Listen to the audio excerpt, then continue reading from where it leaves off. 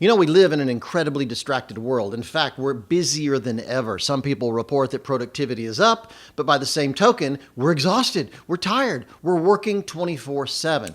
The problem with that is when we do have time off, say we have a holiday, we have a long weekend, we have some time when we can slow down and take off, we don't know what to do.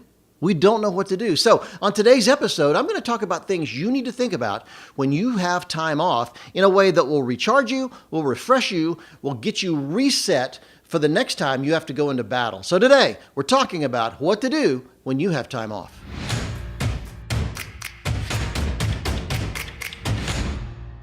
Hi, I'm Phil Cook. Welcome to this podcast. If you're watching on YouTube or if you're watching on iTunes, and by the way, if you are watching, go give us a review, subscribe, and tell people that this has really meant something to your life. If you've been listening before, you've been watching before, let people know. It helps us move up in the rankings. More people get to see it, more people benefit from it. So please take a minute when this podcast is over and go give us a positive review. And also check us out at philcook.com. Remember, I'm the cook with an E, Philcooke. Love to talk to you there. Love for you to debate, get involved in the posts that I'm doing about leadership, about media, about creativity, about helping get your life professionally to the next level. So I'd love to see you there. You know, as I'm doing this podcast, it's leading up to Thanksgiving. It's almost Thanksgiving here in the United States. And I'm thinking a lot about what to do during that time off. Certainly we have family get-togethers. We work really hard to make Thanksgiving dinner special. We like to get fly people in from around the country when we can.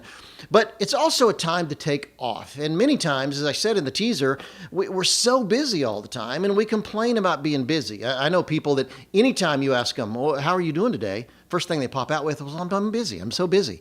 We get that. Everybody's busy. But what I find the great irony of that is when we do have time off, we don't know what to do with it. Should we go to a movie? Should we sit on the sofa? Should we watch a football game? Should we take time off? Should we read a book? What should we do?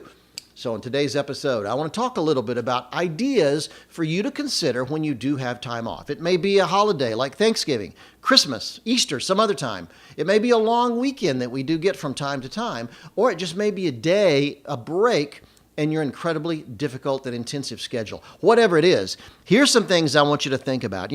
Number one, be thankful. And that's not just for Thanksgiving. Obviously I'm thinking about that right now because that holiday is so important here in America.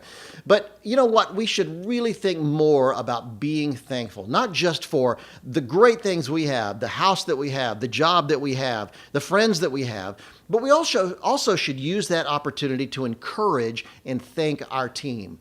That's one thing leaders often forget. We just forget about thanking our team. Encouragement is so incredibly important. I read a study the other day. I brought some notes with me because I read a study recently that said companies that excel at employee recognition are 12 times more likely to have strong, positive business results. Think about that. Companies that regularly encourage their employees perform 12 times more effectively and more productively. That's just incredibly honest empirical evidence that encouragement helps. It's not just a feel-good thing. It's not just a thing that young people need to be encouraged. It really does make a difference in how people view the world. And trust me, I've worked at nonprofit organizations, church ministry organizations, businesses over the years. I've consulted with groups that never thank anybody. I've known leaders that just never take the time to thank anyone. I was actually at a major national nonprofit organization a number of years ago. I'll never forget, we were consulting with them, and they had been in a downward slide for 9 years. Their income was down, their donor development was down, their response was down. Every indicator had been down for 9 years. Most people thought they were about to crash. Well, during the year, just a simple year that we were working with this organization, we turned it around. We started them up towards a positive outcome. We started a positive cash inflow. We started donor development, the relationships with partners, with donors, where people like that were just on the way up. And it's interesting. It was so transforming with that organization. It was such a shift from what they'd been, this incredible slog they'd been on for 9 years going down, that I thought, let's get everybody together and congratulate them. So I got the team together. I got the creative team. I got the media team. I got the volunteers. I got a big meeting, and I'm the consultant. I'm not even the leader there, but obviously the leader wasn't stepping up. So I got everybody together and just told them how much I appreciated their work. I gave them a really accurate idea of how much we'd turn things around. Things were on the up now. Things were shifting in the organization. And it was an incredible time just sharing and encouraging and motivating those guys. And it's interesting. I brought this letter. This is about maybe 3 months went by. And I got this letter from one of the employees, and she happened to be head of the communications team at that organization.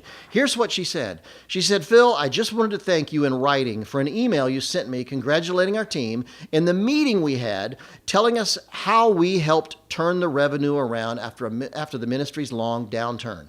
You are the only person who acknowledged this accomplishment, of which you played a vital part.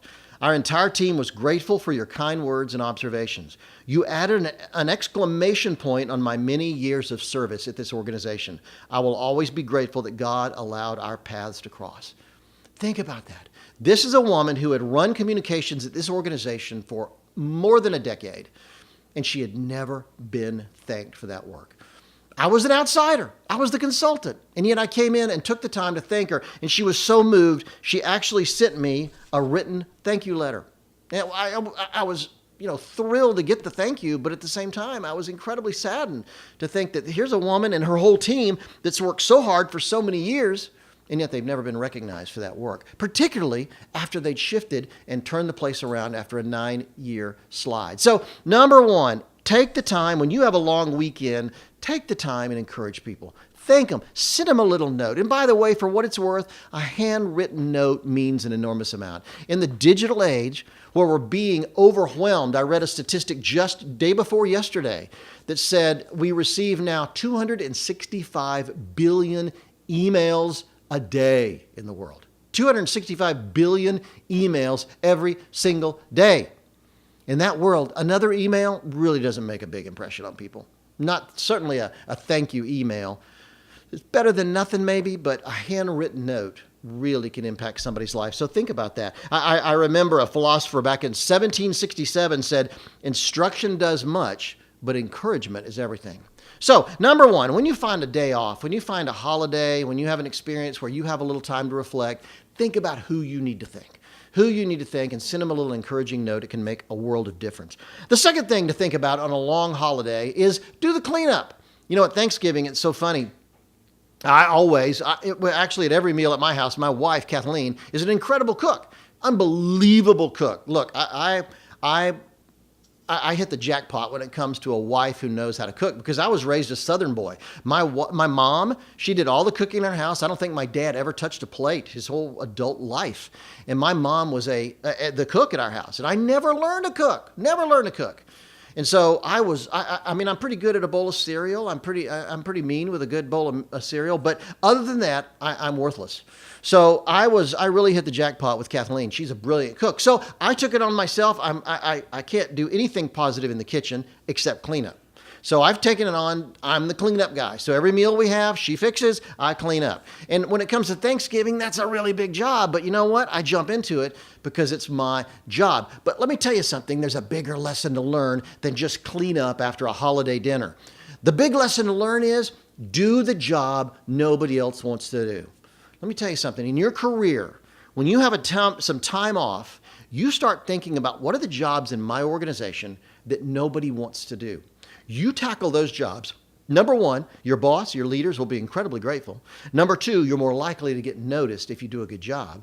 And number three, it can be your ticket to a major, major promotion. When your leaders see that you're willing to do something nobody else is willing to do, let me tell you something, they notice. They take note. So, when it comes to holidays, be the one that's willing to clean up. Be the one that's willing to do the dishes. Be the one that's willing to do the dirty work. But at the same time, think about it in bigger picture terms. Your career, you should always be thinking about what are the jobs nobody else wants to do because that's a perfect place for you to get noticed, for you to excel. I think that's an incredible, incredible life lesson right there. That line was worth listening to this whole podcast. Just do the things nobody else wants to do. It's your ticket to being really noticed, okay? And number three, when you have time off on a long weekend or a holiday, read a book. Read a book. Let me tell you something. The digital revolution is chipping away at our ability to focus. Books like The Shallows by Nicholas Carr is a perfect example. It's a powerful, powerful study of just what the internet and social media are doing to our brain. And when you read those books, you realize we have to be intentional about fighting that. And you know what I'm talking about. It's tougher and tougher than ever to get through those long reads. In fact, I find it interesting that on social media these days, when someone posts an article to read, they'll often say #long read. It's like warning people, look, this is a long article. It's an article. But we've gotten into a world where brief is everything. So take the time to read a book. You know what? It's great exercise. It's great exercise. Find a book you could really enjoy. It may be history. It may be about leadership. It may be about media. It may be a novel. Whatever it is, I don't think the subject of the book is as important as just taking the fact to stop and slow down and read. So pick a book. Take a book and take some time. I'm just of the opinion that you'll never catch me without one. I travel all over the world. I just got back from speaking at a giant conference in Portugal. Then I went to the UK for a week, got back on Sunday night. Monday morning, I was on another plane to Dallas, got back from that last night. Now I'm doing this podcast. But let me tell you, on those 2 entire trips, I had a book in my bag. Always have a book with me. Always. I've got my Kindle. I've got my normal print books. I just want to have something so when I have a few minutes, I can take it out in time to read. So always think about reading a book. Even Michelangelo, the great sculptor, said, I'm always learning. He's considered one of the greatest artists of all time, and yet he was still learning. So think about how a book, just carry it around in your bag, have it in your car, always crack that book. And particularly when it's a long weekend like this or when it's a holiday, take the time to crack a book and start reading. It's incredibly, incredibly important. The fourth thing I would suggest is when you have time off, stop being productive. We live in a world today where productivity is a religion. People are so focused. There are websites on productivity. There are books on productivity. People talk about productivity. And like I said before, you ask somebody how they're doing and they'll say, I'm busy. Somehow being busy is a mark of success these days. I don't get that, but so many people mistake being busy with actually accomplishing something. So take the time off when you have a long weekend or holiday and just stop being productive. Get off the treadmill. Get off the treadmill. Remember, true productivity isn't a matter of knocking work out like crazy. It's being able to clear a space so you can focus on your creative time. When I wrote when I created the planner, Unique, we call it Unique, the ultimate planner for creative professionals. When we created this, I created it with a goal of helping you focus your day so that it would leave time for you to unleash the creative spirit that's inside of you. And trust me, every one of you is creative. Don't tell me you're not creative. We're all creative in some way. So I really designed this. And if you haven't tried it out yet, I'd encourage you, go get it. Try it out because it will help you focus on what's important for that day and then release time so that you can really unleash the creativity that's in your life. Unique, the ultimate planner for creative professionals. It's so important that you be able to learn how to unleash that creativity in your life. So stop. It's not just about being productive. It's about focusing so you can have time to clear the decks and really reflect and be creative at what you are called to do. It's incredibly, incredibly important. Busy work is out. The fifth thing I'd say is, look, reflect. And for me, that means go to church. For you, it may be just take time out, meditate, take a few brief minutes. I would encourage you to go to church because I think I'm a Christian, so I come from that perspective. But I do think that it's important to take a day and reflect. Listen to a great teaching. Stop, pause, pray, meditate, reflect on where you are and where you've come from. I just really believe that all the productivity in the world, all the accomplishments in the world won't matter if you don't know what it's all about. If you don't understand your purpose, if you don't understand why you're here, what you're supposed to accomplish and where you're going, nothing else matters. So I'd encourage you on these kind of days, very often when it's Thanksgiving or when it's Christmas or when it's Easter, we think of a million reasons not to go to a church. But I encourage you, give it a shot. Take out, even if you've never gone before, experiment. Go visit a church in your neighborhood. Just see what it's like. I think you'd be really pleasantly surprised. It's so very important. And really the bigger picture of all that is taking the time off to reflect. I'll tell you, a Thanksgiving weekend, an Easter weekend, a Memorial Day weekend, whatever. When Kathleen and I were in London last week, it was Armistice Day. It was the celebration of the end of World War I. And it was a great holiday there, and we went to a couple of the events. And one of the events we went to, the London Chamber Orchestra did an incredible concert at St. James, Piccadilly. It's a church that was built in 1616. right in the heart of London, right in the heart of Piccadilly. It was designed by Christopher Wren, who designed St. Paul's Cathedral there in London. So it was an incredible experience. And they played songs from the era of the armistice, and also did quotes from some of the major poets. One of the things Britain is known for is the World War I poets who came out of that war, and most of whom did not survive, but they left an incredible legacy of poetry about that war. And so we just went to the concert, and it was a classical concert, interspersed with music and quotes from poetry, but it allowed us just to sit there and reflect. We didn't check our phone. We didn't read anything. We just sat back and reflected. And it's awesome, the ideas that come to you when you're in that kind of situation. So if it's church, if it's a concert, if it's going off to a quiet place to reflect, whatever it is, holidays are the perfect time to do that. So let's just review real quickly the 5 things I think you need to think about when you have time off. And really, go to the YouTube page, our YouTube channel, and when you see this episode, you'll find the notes for this included in there. So you can download those notes from there. But let me review just quickly. Number 1, think about being grateful. Be thankful. And don't just be thankful, express it to someone. Leadership expert John Maxwell talks about taking a walk through the factory. Every leader needs to walk through the factory, meet his team, thank them, encourage them, inspire them. That's our job as leaders. It's incredibly important. So don't just be thankful, and express your gratitude to someone. The second thing is do the dirty work. Do the cleanup. In Thanksgiving, it may be cleaning up after dinner, but more importantly, tackle the hard jobs at your office. Tackle the things that nobody else wants to do. And let me tell you, it's your ticket to getting noticed and taking a step forward. Number 3, read a book. I'll tell you, you should see my library. I got thousands of books in my library because I just understand the power of reading books, understanding new ideas. It's not just about reading another email or reading another website. A book takes you to a whole nother level, and it really creates an atmosphere of learning. So, as I said before, Michelangelo said, "I'm still learning." Take a book, read it. The 4th thing is stop being productive. Turn it off. Turn it off. Put the cell phone away. Put the iPad away. Shut your computer. Take a long holiday or a long weekend or some other time when you're alone, and just turn it all off and start thinking about other things than productivity. And finally, go to church. Go to church. More importantly, reflect. Whether you're a Christian or whether you're Jewish or whether you're Catholic or whatever you are, you may be a raging atheist, whatever. Take that time to reflect, because if we don't do it, it's so interesting to me that in the Christian calendar, church happens on Sunday.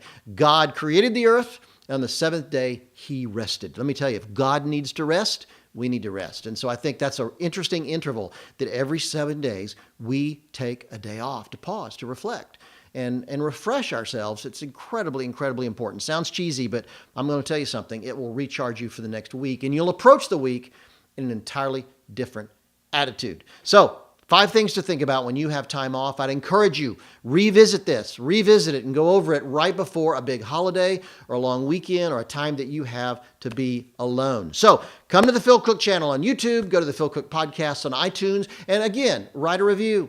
We'd love to hear what you think. Write a review. It would encourage us. It would motivate us to even do better. It'll help people. Our broadcast will rise in the rankings, and more people will see it. And visit my website at philcook.com. And by the way, I mentioned my creative planner, unique. You can buy it on Amazon, Barnes & Noble, any number of places. A local bookstore can order it for you.